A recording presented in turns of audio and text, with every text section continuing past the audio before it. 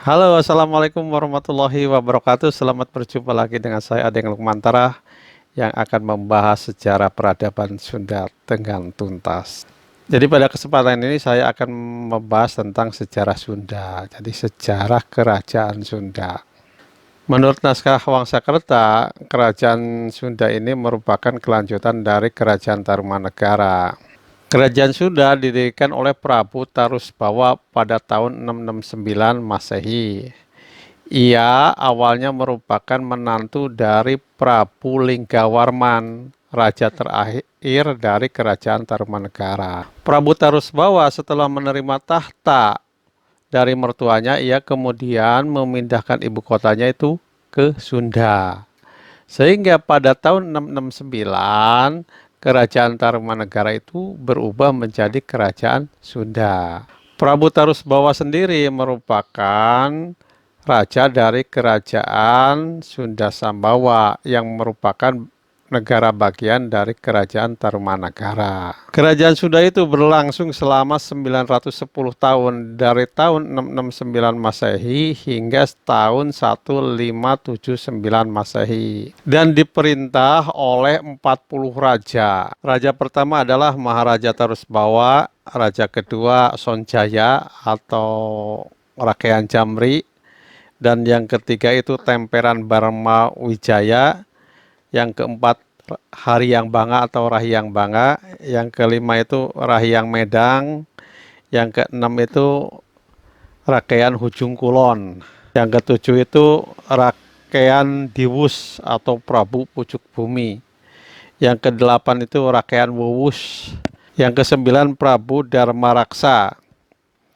yang kesepuluh Rakean Windu Sakti, yang ke-11 itu Rakean Kamuning Gading, yang ke-12 itu Rakean Jayagiri Prabu Wanayasa, kemudian Rakean Watu Agung, kemudian Rakean Limbur Kencana, kemudian Prabu Mundinggana Wirya, kemudian Prabu Jayagiri Rakean Wulung Gadung, kemudian Prabu Brajawisesa, kemudian Prabu Dewa Sanghyang, kemudian Prabu Sanghyang Ageng, kemudian Prabu Sri Jaya Bupati, kemudian Prabu Dharma Raja, kemudian Prabu Langlang Bumi, kemudian Rakean Jayagiri Prabu Menak Luhur, kemudian Prabu Dharma Kusuma, kemudian Prabu Dharma Siksa, kemudian Prabu Citraganda, kemudian Prabu Linggadewata, kemudian Prabu Ajiguna Wisesa,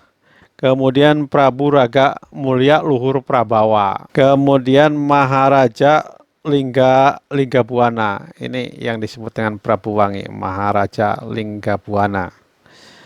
Kemudian Prabu Bunisora, kemudian Prabu Niskala Wastu Kancana, kemudian Prabu Susuk Tunggal, kemudian Prabu atau Sri Baduga Maharaja Prabu Jaya Dewata, kemudian Prabu Surawisesa, kemudian Ratu Dewata, kemudian Ratu Sakti, kemudian Prabu Nikalendra, kemudian Prabu Nusa Mulya atau Prabu Surya Kencana atau Prabu Raga Mulya Surya Kencana.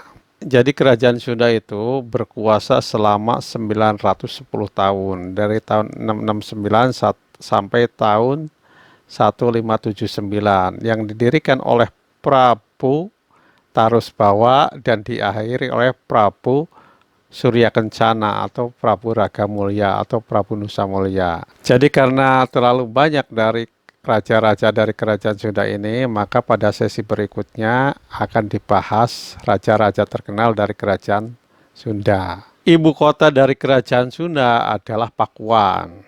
Tetapi ada yang mengatakan awalnya merupakan Sundapura atau Parahyangan Sunda.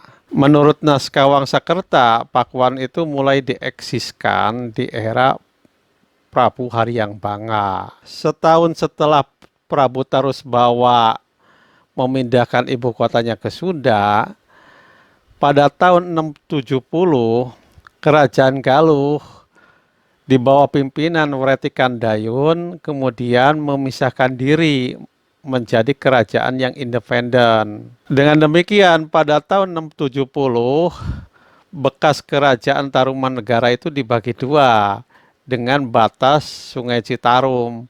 Sungai Citarum ke barat merupakan kerajaan Sunda, Citarum ke timur itu merupakan kerajaan Galuh. Jadi sejak tahun 670, kerajaan Tarumanegara itu dibagi dua, jadi kerajaan Sunda dan kerajaan Galuh. Dan disatukan lagi pada tahun 852 di era Rakean Wuwus, Raja Sunda yang ke-8. Rakean Wuwus dari kerajaan Sunda mewarisi kerajaan Galuh dari kakak iparnya Prabu Linggabumi karena ia tidak mempunyai anak. Sehingga pada tahun 852 kerajaan Tarumanegara itu bersatu lagi menjadi kerajaan Sunda dengan ibu kota di Pakuan. Tetapi di Galuh sendiri ada raja yang diangkat secara independen, tetapi masih merupakan bagian dari kerajaan Sunda. Dan setelah terjadi peristiwa terbunuhnya Prabu Dharmaraksa pada tahun 895, jadi setelah peristiwa itu, maka raja-raja Sunda di kemudian hari harus memperhitungkan tempat kediaman yang akan dipilih menjadi ibu kota kerajaannya. Jadi setelah peristiwa itu, maka di kerajaan Sunda terjadi perpindahan-perpindahan ibu kota. Jadi kadang-kadang di Pakuan, kemudian ke Galuh, dan Saunggalah juga pernah, kemudian ke Pakuan lagi, kemudian ke Galuh, terus kemudian membuat ibu kota baru yang disebut Kawali, kemudian ke Pakuan lagi. Karena itu dalam sejarah sendiri sering dibahas tentang periodisasi kerajaan Sunda itu menurut ibu kotanya. Setelah Prabu Wastukancana meninggal pada tahun 1475 Masehi, ia membagi kerajaan Sunda itu menjadi dua, yaitu kerajaan Galuh dan kerajaan Sunda, yang dibatasi oleh Sungai Citarum. Citarum ke timur disebut kerajaan Galuh, Citarum ke barat disebut kerajaan Sunda. Jadi setelah Prabu Dewa Niskala meninggal, kerajaan Sunda dibagi dua. Di Galuh itu diperintah oleh anaknya yang bernama Prabu Dewa Niskala, sedangkan di Sunda itu diperintah oleh anaknya yang bernama Prabu Susuk Tunggal. Dan hal ini berlangsung dari tahun 1475 sampai 1482. Pada tahun 1482, kerajaan Sunda dipersatukan lagi oleh Sri Baduga Maharaja, Prabu Jayadewata. Prabu Jayadewata merupakan putra dari Prabu Dewa Niskala dari Galuh. Kemudian menikah dengan putri dari Prabu Susuk Tunggal yang bernama Dewi Kentring Manik Mayang Sunda. Jadi Sri Baduga Maharaja itu diangkat menjadi raja dua kali. Pertama itu menjadi raja di Galuh menggantikan ayahnya Prabu Dewa Niskala. Kemudian di Sunda itu menggantikan mertuanya Prabu Susuk Tunggal. Sri Baduga Maharaja beribu kota di Pakuan Pajajaran. Karena itu setelah era Sri Baduga Maharaja di kerajaan Sunda dikenal dengan kerajaan Pajajaran. Jadi kerajaan Sunda di era Pajajaran itu diperintah oleh 6 raja. Pertama itu Sri Baduga Maharaja, kedua itu Surawesesa, kemudian Prabu Ratu Dewata, kemudian Ratu Sakti, kemudian Prabu Nikalendra, kemudian Prabu Nusa Mulia atau Prabu Raga Mulia atau Prabu Surya Kancana. Jadi dengan demikian kerajaan Sunda di era Pajajaran itu berlangsung dari tahun 1482 sampai 1579. Kerajaan Sunda itu runtuh pada tahun 1579 di era Prabu Surya Kencana atau Prabu Nusa Mulia akibat serangan dari Banten yang dipimpin oleh Sultan Maulana Yusuf. Dengan jatuhnya ibu kota Pakuan menandakan bahwa berakhirnya kekuasaan kerajaan Sunda era Pajajaran.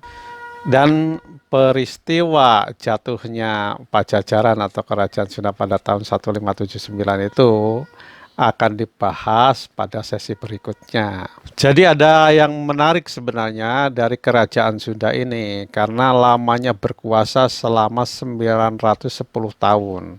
Dari tahun 669 sampai 1579 Masehi. Dan jika dibandingkan dengan kerajaan-kerajaan di wilayah Nusantara lainnya seperti Jawa dan Sumatera, maka terjadi beberapa pergantian kerajaan atau jatuh bangunnya suatu kerajaan. Dan kemungkinan kerajaan ini mempunyai suatu sistem yang bagus dan sistem pertahanan yang bagus, sehingga bertahan begitu lama.